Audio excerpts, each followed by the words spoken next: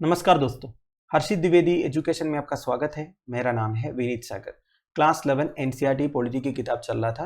पिछले वीडियो में हमने कॉन्स्टिट्यूशन के बारे में देखे थे। कॉन्स्टिट्यूशन का बेसिक फंक्शंस क्या क्या है, एक कंट्री के लिए कॉन्स्टिट्यूशन क्यों चाहिए, इस तरह काफ़ी चीज़ों के ऊपर हमने डिस्कस किए थे। आज हम शुरू कर रहे हैं the authority of a constitution. इधर हम 3 सवालों का जवाब डिस्कस करेंगे दोस्तों। एक, व्हाट इज ए कॉन्स्टिट्यूशन, दूसरा how effective is a constitution, तीसरा is a constitution just. Constitution मतलब क्या है, कॉन्स्टिट्यूशन कितना इफेक्टिव है, कॉन्स्टिट्यूशन का इंपॉर्टेंस या सिग्निफिकेंस क्या है।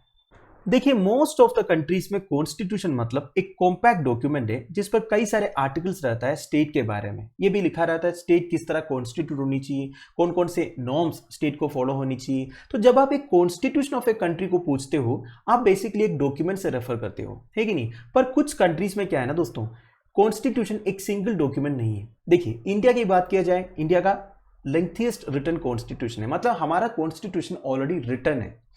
वो कॉन्स्टिट्यूशन के हिसाब से हमारा जो भी कार्रवाई है वो चलते हैं। पर देखिए, अगर अब यूनाइटेड किंगडम की बात किया जाए, उधर कोई सिंगल डॉक्यूमेंट आपको नहीं मिलेगा कि एक सिंगल डॉक्यूमेंट को रेफर करो उधर आपको सब कुछ मिल जाएगा, ऐसा कुछ नहीं है।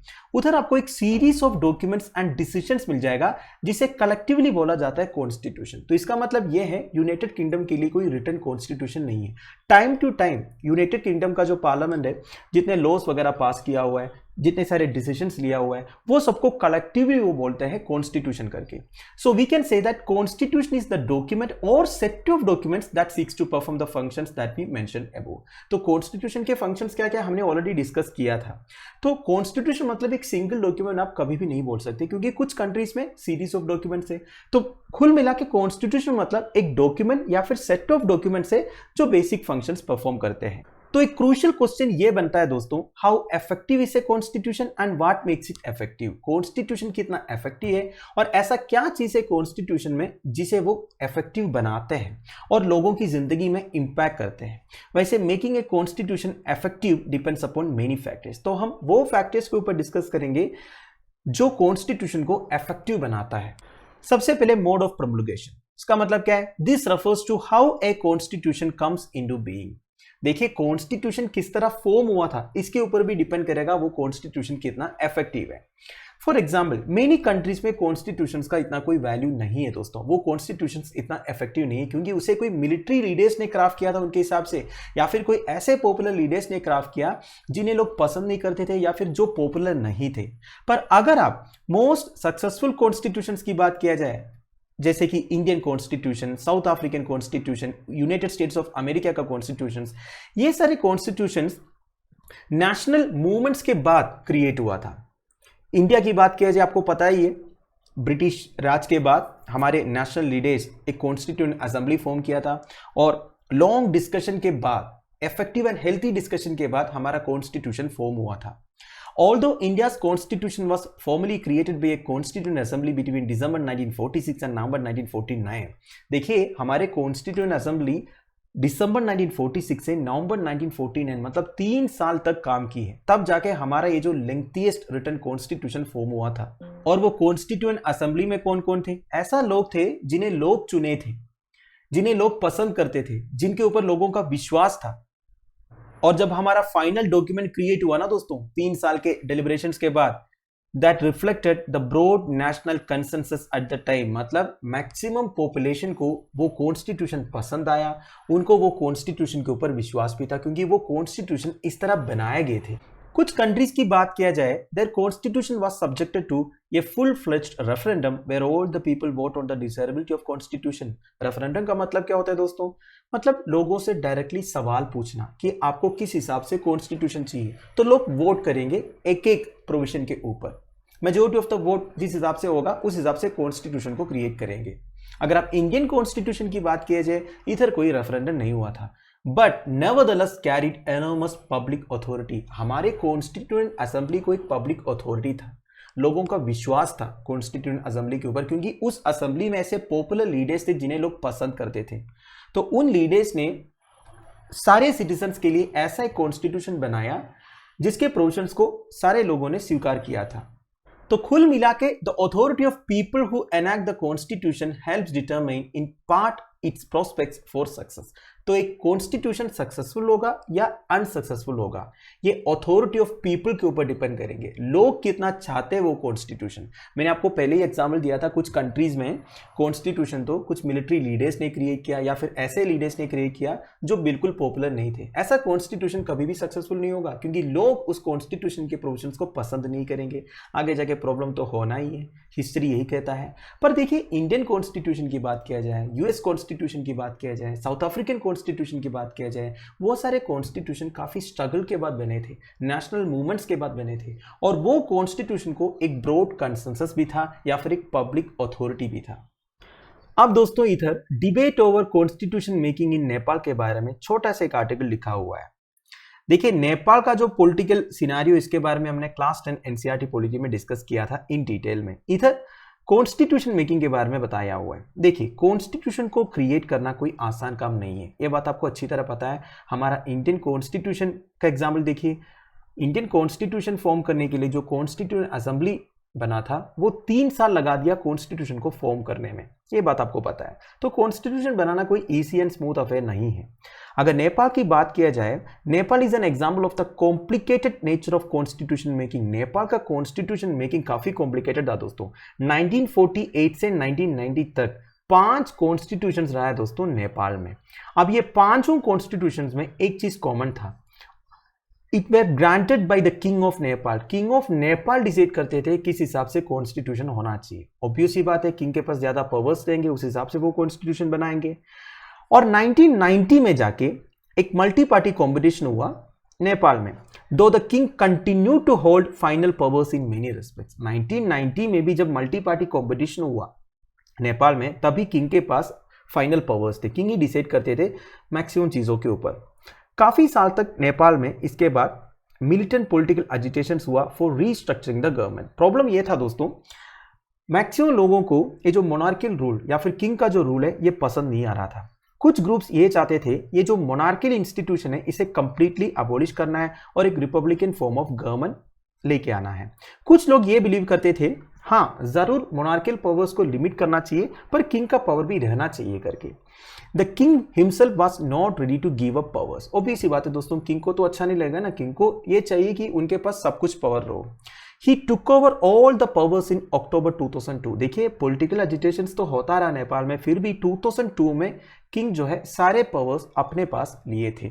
उसके बाद नेपाल में जितने पॉलिटिकल पार्टीज थे, ऑर्गेनाइजेशंस थे, वो एक नया कॉन्स्टिट्यूएंट असेंबली के लिए डिमांड किया, जिसे एक नया कॉन्स्टिट्यूशन बन जाए नेपाल को। वो ये चाहते थे कि किंग का पावर्स कम करके मैक्सिमम जो पावर्स है वो इलेक्टेड रिप्रेजेंटेटिव्स को दिया जाए। तो ये जो एजिटेशन चल रहा था ना दोस्तों नेपाल में, उसको लीड कर रहा था communist party of Nepal, Maoist. Finally popular agitation का प्रेशर में आकर king had to install a government acceptable to the agitating parties, and the government has stripped the king of almost all powers। king से सारे powers निकाल दिया government ने। and 2008 में Nepal emerged as a democratic republic after abolishing the monarchy। तो finally 2008 में जाके monarchy को कंप्लीटली अबॉलिश किया नेपाल ने। एंड नेपाल 2015 में फाइनली आफ्टर मेनी डिलिब्रेशंस 2015 में एक नया कॉन्स्टिट्यूशन अडॉप्ट किया। तो इससे आपको क्या समझ में आया? नेपाल जैसा एक छोटा कंट्री में एक कॉन्स्टिट्यूशन अडॉप्ट करने के लिए जो सारे लोगों के लिए एक्सेप्टेबल हो, कितना साल लग गया, कितना स्ट्रगल करना पड़ा। 1990 से एक्चुअल स्ट्रगल शुरू हुए थे, 1990 से लेकर 2015 तक मतलब 25 साल लगे एक नया कॉन्स्टिट्यूशन अडॉप्ट करने के लिए। अब दोस्तों वापस आते हैं, हम डिस्कस कर रहे थे what makes a constitution effective. तो पहला हमने देखा अथॉरिटी ऑफ पीपल, दूसरा है the substantive provisions of a constitution. देखिए, एक कॉन्स्टिट्यूशन में ऐसे प्रोविजंस चाहिए जो सारे लोगों के लिए एक्सेप्टेबल हो। अब देखिए, एक सोसाइटी में अलग अलग क्लास के लोग हैं, अलग अलग इंटरेस्ट के लोग हैं, अलग अलग ग्रुप्स के लोग हैं, है कि नहीं? अब सारे लोगों के लिए वो कॉन्स्टिट्यूशन के प्रोविजंस एक्सेप्टेबल होनी चाहिए, तब जाके कॉन्स्टिट्यूशन इफेक्टिव होगा या फिर सक्सेसफुल होगा। ठीक है, नाउ फॉर एग्जांपल मान लीजिए कॉन्स्टिट्यूशन में ऐसा प्रोविजंस है जो मेजोरिटीज को एडवांटेज में है और माइनॉरिटीज को ऑप्रेस कर रहे हैं, क्या वो कॉन्स्टिट्यूशन सक्सेसफुल होगा? या फिर जो माइनॉरिटी है वो कॉन्स्टिट्यूशन के जो प्रोविजंस है उसे फॉलो करेगा? बिल्कुल नहीं करेगा। और एक एग्जाम्पल है, मान लीजिए ऐसा एक कॉन्स्टिट्यूशन है जहां कुछ प्रिविलेज्ड क्लास ऑफ सोसाइटी के लिए कुछ एडवांटेजेस दिया हुआ है, तो जो अंडर प्रिविलेज्ड होगा वो कभी कॉन्स्टिट्यूशन के प्रोविजंस को एक्सेप्ट करेगा, उसे फॉलो करेगा? बिल्कुल नहीं करेगा।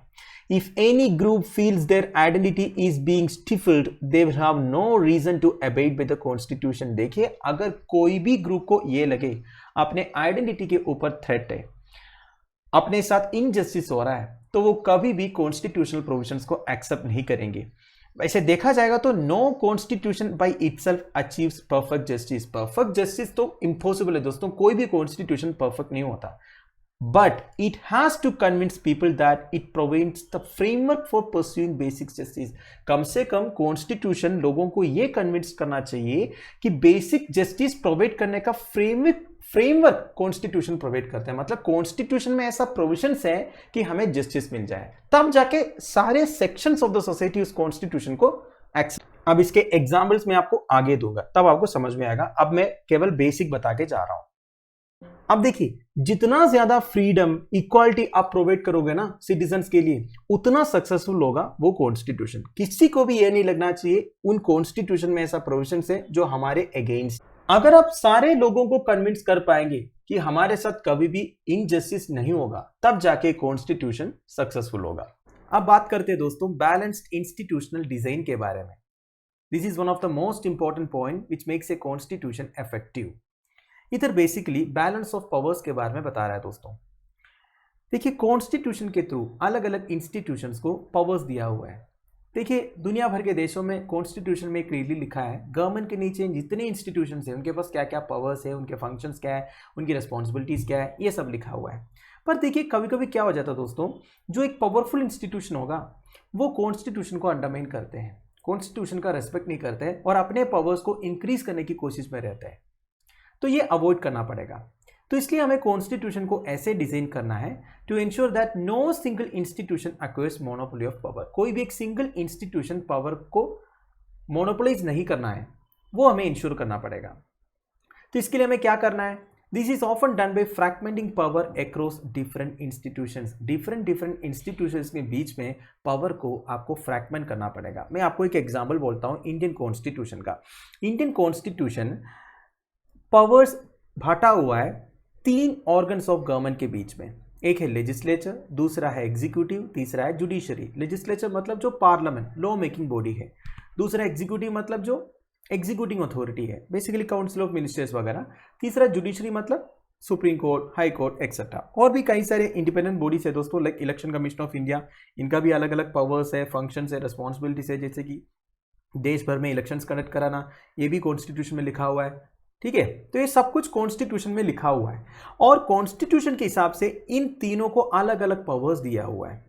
नाउ इनको ऐसे पावर्स दिया हुआ है दोस्तों, इसमें से कोई भी अगर कुछ भी गलती करे तो दूसरे जो ऑर्गन है वो उन्हें चेक कर सकता है। मतलब मैं एग्जाम्पल के तौर पर फिर से समझाता हूं। मान लीजिए लेजिस्लेचर मतलब पार्लियामेंट ने एक लॉ पास किया, ऐसा लॉ जिसमें काफी सारे अनकॉन्स्टिट्यूशनल प्रोविजंस हैं या फिर सिटीजन्स के फंडामेंटल राइट्स को वायलेट कर रहा है, तो उस वक्त जुडिशरी उस लॉ को अनकॉन्स्टिट्यूशनल डिक्लेयर कर सकते हैं। मतलब पार्लियामेंट को या फिर लेजिस्लेचर को इधर पूरा पावर नहीं दिया है। लेजिस्लेचर कोशिश करेंगे ऐसा लॉ पास करके पूरा पावर अपने पास लाने के लिए, पर जुडिशरी इधर क्या करेंगे, लेजिस्लेचर को चेक करेंगे, वो लॉ को अनकॉन्स्टिट्यूशनल डिक्लेयर करेंगे। तो इसका उल्टा भी आप बोल सकते हो, अगर जुडिशरी में कोई जज मिसबिहेव करता है या फिर ऐसा कोई काम करता है जो उसे नहीं करना चाहिए। देखिए, जज मतलब उन्हें जस्टिस प्रोवाइड करना है, अगर जज करप्टेड होगा तो जस्टिस कहाँ मिलेगा?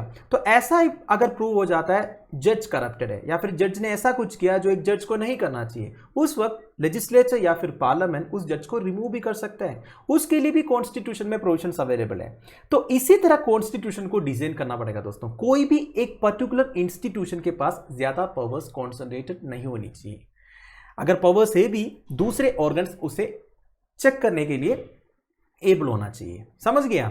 सो this ensures that even if one institution wants to subvert the constitution, others can check its transgressions. ठीक है, अगर कोई भी एक पर्टिकुलर इंस्टीट्यूशन कॉन्स्टिट्यूशन को अंडरमाइन करने की कोशिश करते हैं, दूसरा जो इंस्टीट्यूशन है वो उसे चेक करेंगे।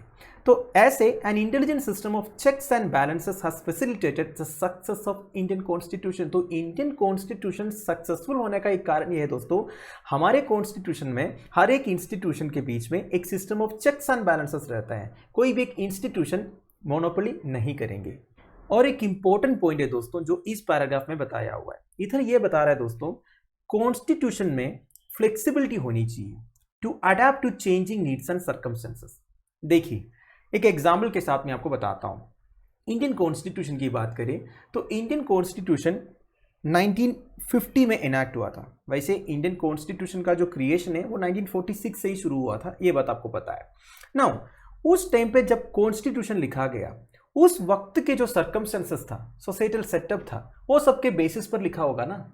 पर अब जाके हुआ है 2022, मतलब 70 साल से ज्यादा बीत चुका है, सर्कमस्टेंसेस भी बदल गया है, तो कॉन्स्टिट्यूशन को चेंज भी करना होगा ना, है कि नहीं। 1950 का जो सेटअप था और 2022 का जो सेटअप है उसमें आसमान जमीन का फर्क है।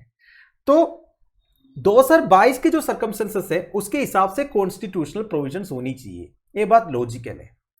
तो इस तरह कॉन्स्टिट्यूशन को चेंज करने का प्रोविजन भी होनी चाहिए कॉन्स्टिट्यूशन के अंदर, इसको बोलते हैं फ्लेक्सिबिलिटी। अगर चेंज करने का प्रोविजन नहीं है, जैसा लिखा गया वैसे ही रहना है, तो इसे बोलेंगे रिजिड कॉन्स्टिट्यूशन। तो हमारा जो कॉन्स्टिट्यूशन है, ना हम रिजिड बोल सकते ना हम वीक बोल सकते, उन दोनों के बीच में हमें एक बैलेंस मेंटेन करना होगा। ये केवल मैं इंडियन कॉन्स्टिट्यूशन की बात नहीं कर रहा हूं, दुनिया भर में जो भी कॉन्स्टिट्यूशन हो, अगर वो एक परफेक्ट कॉन्स्टिट्यूशन होना है तो समय के साथ साथ उन्हें कुछ चेंजेस अडॉप्ट करना पड़ेगा, मतलब कॉन्स्टिट्यूशनल अमेंडमेंट्स लेके आना पड़ेगा। तो कुल मिला के अगर एक कॉन्स्टिट्यूशन को इफेक्टिव कॉन्स्टिट्यूशन बनना है तो उस कॉन्स्टिट्यूशन समय के साथ साथ चेंज भी तो होना चाहिए, मतलब चेंजिंग नीड्स एंड सर्कमस्टेंसेस के हिसाब से कॉन्स्टिट्यूशन में नए चेंजेस भी इनकॉर्पोरेट करना पड़ेगा, तब जाके वो कॉन्स्टिट्यूशन एक इफेक्टिव कॉन्स्टिट्यूशन बनेगा। अब दोस्तों और एक इंपॉर्टेंट पॉइंट है, कॉन्स्टिट्यूशन को चेंज करने की बात हमने किया, अच्छी बात है, with changing needs and circumstances हमें कॉन्स्टिट्यूशनल प्रोविजंस को चेंज करना चाहिए, बट हमें कॉन्स्टिट्यूशन का जो कोर वैल्यूज है उसे प्रिजर्व करना पड़ेगा। मतलब जब कॉन्स्टिट्यूशनल मेकर्स कॉन्स्टिट्यूशन को फ्रेम किया होगा तब उन्होंने उस कॉन्स्टिट्यूशन में कुछ कोर वैल्यूज भी इनकॉर्पोरेट किया होगा, उन कोर वैल्यूज को हमें हमेशा के लिए प्रिजर्व करना है। तो कॉन्स्टिट्यूशन को हम चेंज कर सकते हैं with changing needs and circumstances, but constitution का कोर वैल्यू हमें प्रिजर्व करके रखना है। दुनिया भर में जितने सक्सेसफुल कॉन्स्टिट्यूशन है ना, उन्होंने ऐसे ही किया है। उधर कॉन्स्टिट्यूशनल अमेंडमेंट्स होते हैं पर उनके जो बेसिक वैल्यूज है, बेसिक स्ट्रक्चर है, उसे वो कभी चेंज नहीं करता। इंडिया में भी ऐसा ही है दोस्तों, इंडियन कॉन्स्टिट्यूशन में कॉन्स्टिट्यूशनल अमेंडमेंट्स हो सकता है पर कभी भी कॉन्स्टिट्यूशन का बेसिक स्ट्रक्चर हम चेंज नहीं कर सकते। अगर बेसिक स्ट्रक्चर चेंज हो रहा है तो जुडिशरी उस कॉन्स्टिट्यूशनल अमेंडमेंट को अनकॉन्स्टिट्यूशनल डिक्लेयर करते हैं। इसलिए हमारे कॉन्स्टिट्यूशन को ये लिविंग डॉक्यूमेंट बोलते हैं।